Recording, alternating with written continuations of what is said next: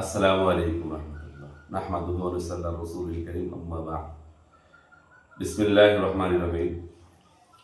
প্রিয় দেশবাসী, আজকে আপনাদের সামনে একটা কথা তুলে ধরতে চাই। সেটা হলো যে নেট ভাইরাল হয়েছে, কয়েকদিন ধরে ফেসবুক ভাইরাল হয়েছে একটা বিষয়। সেটা হলো যে আমাদের মৌলানা রফিকুল ইসলাম মাদানী ভাই দ্বিতীয় বিয়ে করছে। সে কোরআন হাদিস অনুযায়ী, ইসলামী শরীয়ত অনুযায়ী একটা পুরুষ 4টা এরকম বিয়ে করতে পারবে। এখন ওনার পেজে দেখলাম ঘুরে এসে উনি সর্বপ্রথম বলছে যে আমি আল্লাহ তাআলাকে ভয় করি, আমি গুনাহ থেকে বাঁচার জন্য আমি দ্বিতীয় বিয়ে করছি। এখন এটা তো উনি হালাল করছে, হালাল বৈধ কাজ করছে, শরীর সম্মত এরকম কাজ করছে। এখন ওনার ফ্যামিলি অথবা ওনার প্রথম আহলি যদি এরকম মেনে নেয় সম্পর্কটা, তাতে সেটা আমাদের কি সমস্যা? আর উনি তো এরকম সর্বপ্রথম বলছে আমি আল্লাহ তাআলাকে ভয় করি, গুনাহ থেকে বাঁচার জন্য এই কাজ করছি। এখন উনি বিয়ে না করে, যদি শরীর সম্মত বিয়ে না করে যদি উনি যদি গুনাহ করতো, গোপনে যদি গুনাহ করতো, তাহলে সেই গুনার দায়টা কি নিত?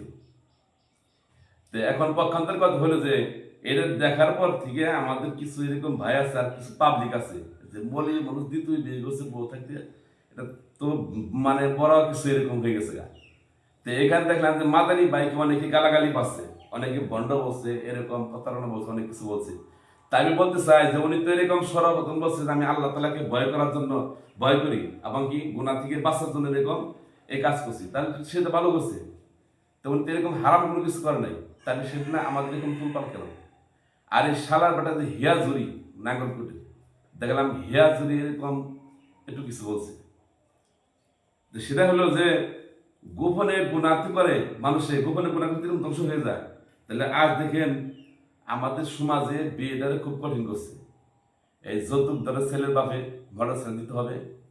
আর বিষয় হলো যে এই মেয়ের পক্ষ থেকে এরকম এমন মহারণা ধরে, সেটা দেখা যায় যে মহারণা ধরার কারণে ছেলেদের বিয়ে করা খুব কঠিন হয়ে গেছে। এখন বিয়ে না করে উপস্থিত ছেলে মেয়ে আছে, তাদেরকে বিয়ে দিলেন না।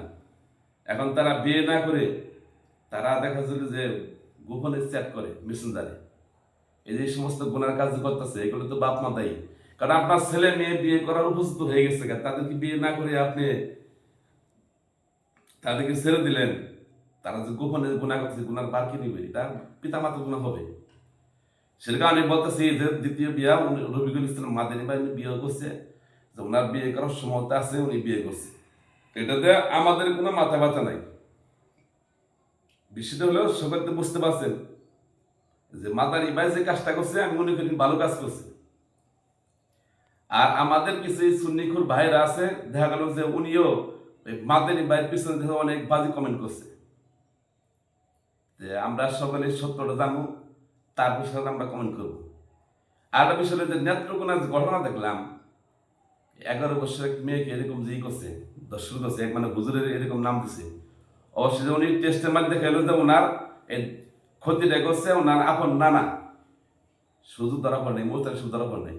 তাহলে মানুষ যারা মেয়েটা হুজুরের কথা বলছে, আর যে ডাক্তার যে মহিলা যে উনি বিরোধিতা করছে, ও নিজে এরকম আমাদের মতন কন্টেন্ট ক্রিয়েটার মানে স্বীকার করছে। তাহলে মুহতারাম হাজরিন, যে আমাদের আগে সত্যটা জানতে হবে, এরপরে আমাদের বলতে হবে, কথা বলতে হবে।